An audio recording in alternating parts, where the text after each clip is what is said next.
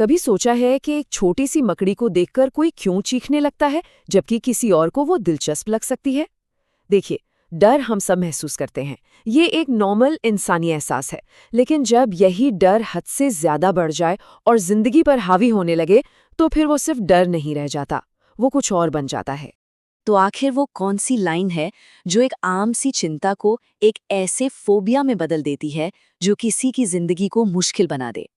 चलिए आज इसी के बारे में जानते हैं और समझते हैं कि इसके पीछे का विज्ञान क्या है। किसी फोबिया को समझने के लिए सबसे पहले ये जानना जरूरी है कि ये आखिर है क्या। और हाँ, ये किसी चीज को बहुत ज्यादा नापसंद करने से कहीं बढ़कर है। इस परिभाषा में दो शब्द सबसे अहम हैं, अत्यधिक और दैनिक गतिविधियों में हस्तक्षेप। इसका मतलब साफ है, डर न सिर्फ बहुत ज्यादा और बेमतलब का है, बल्कि वो किसी की रोजमर्रा की जिंदगी में सीधी दखल दे रहा है, चाहे वो काम पर जाना हो, स्कूल हो या फिर लोगों से मिलना जुलना। बस यही वो चीज है जो एक आम डर को फोबिया बनाती है। पर बात यही खत्म नहीं होती। हर फोबिया एक जैसा नहीं होता।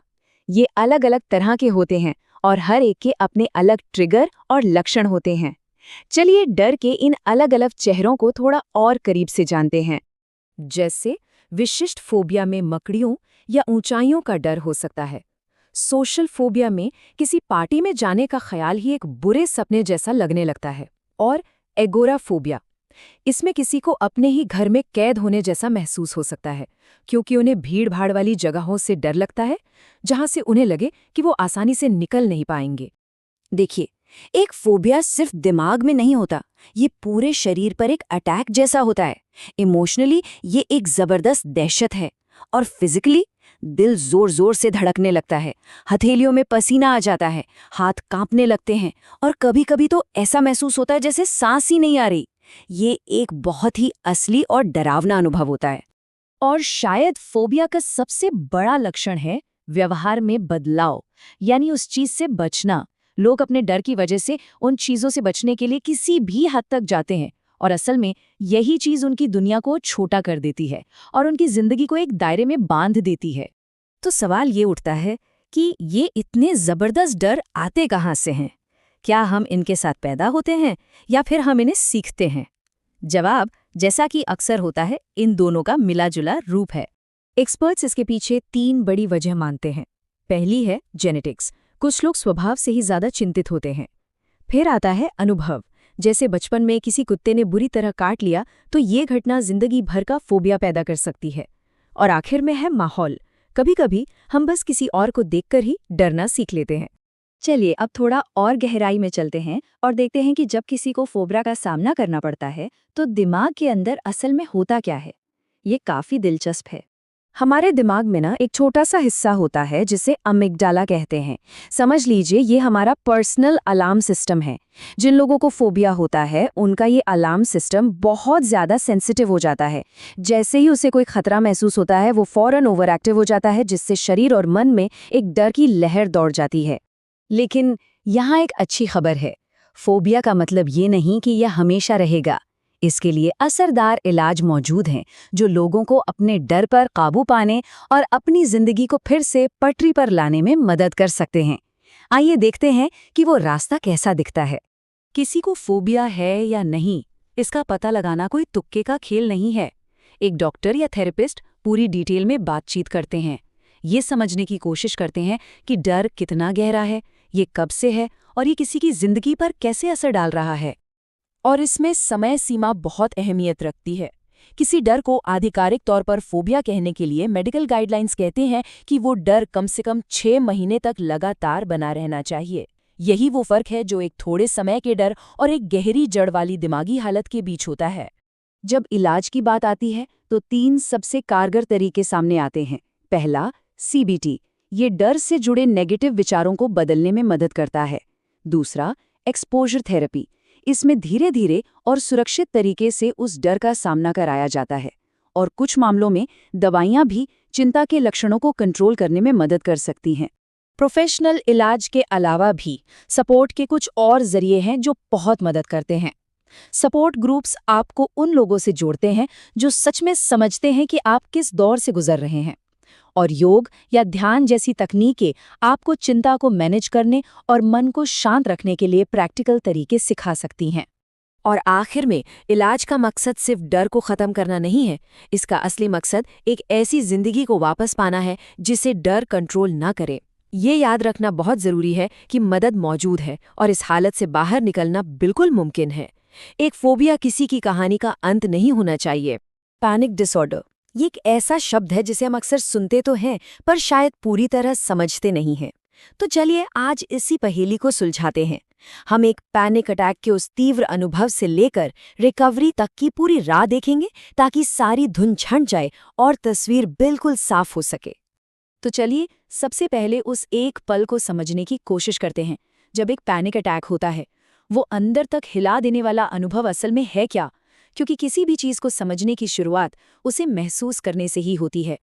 जरा सोच कर देखिए, सब कुछ नॉर्मल है, बिल्कुल ठीक, और फिर अचानक बिना किसी वार्निंग के डर की एक सुनामी सब कुछ बहा ले जाती है। शरीर का जो अलार्म सिस्टम है वो अचानक से पूरी ताकत से बजने लगता है, मानो सामने कोई बहुत बड़ा खतरा हो, जबकि हकीकत में ऐसा कुछ भी नहीं होता। सबसे पहले दिल वो इतनी तेजी से धड़कता है जैसे छाती से बाहर निकल आएगा। फिर सांसें, ऐसा लगता है जैसे हवा कम पड़ गई है, दम घुट रहा है, सांसें छोटी और तेज हो जाती हैं। दुनिया घूमने लगती है, जमीन पैरों के नीचे से खिसकती हुई महसूस होती है, ऐसा लगता है कि बस अभी गिर पड़ेंगे। और इन सब शारीरिक लक्षणों से भी ज्यादा भारी होता है एक भयानक डर, एक ऐसा एहसास कि कंट्रोल हाथ से छूट रहा है, कि हम पागल हो रहे हैं या शायद मर ही जाएंगे। यही वो एहसास है जो इस पूरे अनुभव को इतना डरावना बना देता है। तो ये जो सब कुछ अभी हमने महसूस करने की कोशिश की, मेडिकली इसे कहते हैं पैनिक अटैक।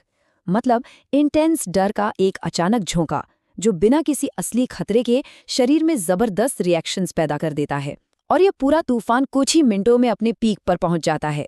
लेकिन यहाँ एक बहुत जरूरी बात है, कभी कभी एक पैनिक अटैक का अनुभव करना और पैनिक डिसऑर्डर होना ये दो अलग अलग चीजें हैं, और इनके बीच का फर्क समझना बेहद जरूरी है। तो चलिए देखते हैं ये क्या है। देखिए, एक अकेला पैनिक अटैक किसी को भी किसी बहुत तनाव भरी सिचुएशन में हो सकता है, वो एक बार की घटना हो सकती है।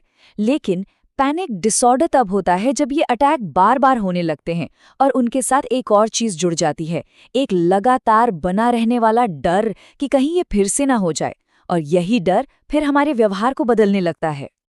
असल में यही इस डिसऑर्डर की जड़ है। ये सिर्फ अटैक नहीं है, ये है डर का डर, मतलब एक और अटैक आने की लगातार चिंता। और यही वो चिंता है जो धीरे धीरे हमारी जिंदगी पर हावी होने लगती है। और इसका एक पैमाना भी है, जो मेंटल हेल्थ प्रोफेशनल्स की गाइडबुक है DSM-5, उसके मुताबिक अगर किसी अटैक के बाद ये लगातार वाली चिंता या व्यवहार में बदलाव कम से कम 1 महीने तक बना रहता है, तब पैनिक डिसऑर्डर का डायग्नोसिस हो सकता है। तो अगला सवाल ये उठता है कि आखिर ये होता क्यों है? क्या इसकी कोई एक वजह है?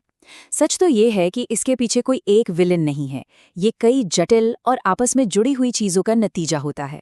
इसमें हमारे जीन्स, हमारी बॉडी की केमिस्ट्री, हमारा माहौल और हमारी सोच, ये सब अपना अपना रोल निभाते हैं। चलिए इन पर थोड़ी और गहराई से नजर डालते हैं। कुछ हद तक यह हमारे जेनेटिक्स में हो सकता है। अगर परिवार में किसी को एंग्जाइटी की हिस्ट्री रही है तो रिस्क थोड़ा बढ़ जाता है। साथ ही हमारे दिमाग में कुछ केमिकल्स होते हैं, जैसे सेरोटोनिन, जो हमारे मूड को बैलेंस करते हैं। अगर इनका बैलेंस बिगड़ जाए तो ये भी एक वजह बन सकता है। और फिर आते हैं बाहरी ट्रिगर्स, जिंदगी के बड़े और तनाव भरे पल, जैसे कोई बड़ा नुकसान, तलाक या नौकरी छूटना। ये घटनाएं एक तरह से उस स्विच को ऑन कर सकते हैं जिससे इस डिसऑर्डर की शुरुआत हो जाती है। तो अगर कोई इन सब चीजों से गुजर रहा है तो आगे का रास्ता क्या है? ये रास्ता एक सही डायग्नोसिस से शुरू होता है, और ये प्रक्रिया डरावनी बिल्कुल नहीं है, बल्कि ये कंफ्यूजन से क्लैरिटी की तरफ बढ़ाया गया पहला कदम है। कोई भी डॉक्टर या मेंटल हेल्थ प्रोफेशनल सबसे पहले लक्षणों और पूरी हिस्ट्री को ध्यान से सुनेगा। फिर एक फिजिकल जांच होगी ताकि ये पक्का हो सके कि इन लक्षणों के पीछे कोई और मेडिकल वजह तो नहीं है, और उसके बाद एक मेंटल हेल्थ असेसमेंट के जरिए DSM-5 के क्राइटेरिया के आधार पर सही नतीजे पर पहुंचा जाता है। और अब सबसे जरूरी बात, रिकवरी, क्योंकि अच्छी खबर ये है कि मदद मौजूद है और उम्मीद भी। पैनिक डिसऑर्डर से बाहर निकलने के रास्ते हैं और वो काफ़ी असरदार भी हैं। इसका इलाज अक्सर एक मिला-जुला अप्रोच होता है, मतलब कोई एक जादुई गोली नहीं होती। इसमें थेरेपी, ज़रूरत पड़ने पर दवाइयाँ और लाइफस्टाइल में बदलाव, इन सबका एक सही कॉम्बिनेशन होता है जो हर किसी के लिए थोड़ा अलग हो सकता है। इसमें सबसे असरदार तरीकों में से एक है कॉग्निटिव बिहेवियरल थेरेपी, जिसे सीबीटी कहते हैं। ये थेरेपी उस डरावने सोच के पैटर्न को तोड़ने में मदद करती है। ये सिखाती है कि कैसे उन विचारों को पहचानें जो पैनिक को शुरू करते हैं, उन्हें चुनौती दें और धीरे धीरे उन सिचुएशंस का सामना करें जिनसे डर लगता है, ताकि दिमाग को रीट्रेन किया जा सके। प्रोफेशनल ट्रीटमेंट के अलावा लाइफस्टाइल में कुछ छोटे छोटे बदलाव भी बहुत बड़ा फर्क ला सकते हैं, जैसे कि रेगुलर एक्सरसाइज, जो एक नेचुरल एंजाइटी बस्टर है, मेडिटेशन या गहरी सांस लेने जैसी तकनीकें जो हमारे नर्वस सिस्टम को शांत करती हैं, और हाँ, सपोर्ट ग्रुप्स जहां लोग अपने अनुभव शेयर कर सकते हैं, ये भी बहुत हिम्मत देते हैं। तो अंत में ये एक सवाल हम सब के लिए है। पैनिक डिसऑर्डर को समझना सिर्फ लक्षणों को जानना नहीं है, ये इस बारे में भी सोचना है कि हम एक समाज के तौर पर एक दूसरे के लिए एक ज्यादा सपोर्टिव और बिना जजमेंट वाला माहौल कैसे बना सकते हैं। एक ऐसा माहौल जहां मदद मांगना कमजोरी नहीं, बल्कि हिम्मत की निशानी मानी जाए। कितनी बार हम सब ने ये सुना है, कोई मजाक में कह देता है, अरे मैं थोड़ा ओसीडी हूं, सिर्फ इसलिए क्योंकि उन्हें चीजें साफ सुथरी या एक खास तरीके से रखना पसंद है। पर ऑब्सेसिव कंपल्सिव डिसऑर्डर यानी ओसीडी असल में इससे कहीं ज्यादा गहरा और कहीं ज्यादा सीरियस है। तो चलिए आज इस आम धारणा से आगे बढ़ते हैं और समझते हैं कि ओसीडी हकीकत में है क्या। तो देखिए, सबसे पहले इसकी क्लिनिकल परिभाषा को समझते हैं। ओसीडी एक ऐसी मेंटल हेल्थ कंडीशन है जिसमें किसी इंसान को लगातार अनचाहे और परेशान करने वाले ख्याल आते हैं। इन्हें हम कहते हैं ऑब्सेशंस। अब इन ख्यालों से जो जबरदस्त घबराहट या एंग्जाइटी होती है, उसे कम करने के लिए वो कुछ काम या व्यवहार बार बार दोहराने लगते हैं और इन्हें कहा जाता है कंपल्शंस। तो सवाल ये उठता है कि आखिर ओसीडी होता क्यों है? देखिए, इसका कोई एक सीधा सा जवाब है नहीं। ये कई सारी चीजों का एक बहुत ही कॉम्प्लेक्स मिक्सचर है। तो आइए जरा इसके पीछे के साइंस को परत दर परत खोलने की कोशिश करते हैं। रिसर्च बताती है कि ओसीडी के पीछे 4 मुख्य वजहें हो सकती हैं। पहली है बायोलॉजिकल, मतलब दिमाग में सेरोटोनिन जैसे केमिकल्स का बैलेंस बिगड़ जाना। दूसरी है जेनेटिक, अगर परिवार में किसी को ओसीडी रहा है तो रिस्क थोड़ा बढ़ जाता है। तीसरा है माहौल, जैसे जिंदगी में कोई बहुत बड़ा स्ट्रेस, कोई चोट या इन्फेक्शन। और चौथा है साइकोलॉजिकल, यानी किसी के सोचने का पैटर्न या पहले से मौजूद एंग्जाइटी। और अक्सर ये चारों वजह आपस में मिलकर काम करती हैं। इसे अगर और आसान भाषा में समझें तो ओसीडी दिमाग के अंदर एक अटके हुए विचार के लूप जैसा है। होता क्या है कि हमारे दिमाग में एक खास सर्किट होता है जो हमारे विचारों और एक्शन को कंट्रोल करता है। जब इस सर्किट में कुछ गड़बड़ी आ जाती है तो दिमाग एक ही विचार पर अटक जाता है और इंसान उस विचार से जुड़ी घबराहट को कम करने के लिए एक ही काम को बार बार दोहराने के अंतहीन चक्र में फंस जाता है। तो ये जो दिमाग में फंसा हुआ चक्र है, ये असल जिंदगी में दिखता और महसूस कैसा होता है? चलिए अब ओसीडी के इन 2 मेन पिलर्स यानी ऑब्सेशन और कंपल्शन के लक्षणों को थोड़ा और करीब से समझते हैं। यहां पर ऑब्सेशन और कंपल्शन का फर्क समझना बहुत जरूरी है। ऑब्सेशन अंदरूनी चीज है। ये वो डरावने ख्याल या तस्वीरें हैं जो बिना बुलाए दिमाग में आते रहते हैं, जैसे कीटाणुओं का डर या ये डर कि मुझसे किसी को नुकसान न पहुंच जाए। दूसरी तरफ कंपल्शन बाहरी एक्शंस हैं। ये वो काम है जो उस डर या घबराहट को शांत करने के लिए किए जाते हैं, जैसे बार बार हाथ धोना या दरवाजे का ताला बार बार चेक करना। और ये कोई मामूली आदत बिल्कुल नहीं है। ये ऑब्सेशन और कंपल्शन का चक्र किसी की जिंदगी पर हावी हो सकता है। ये बहुत ज्यादा दर्दनाक और तनावपूर्ण होता है और इसमें दिन के कई घंटे बर्बाद हो सकते हैं।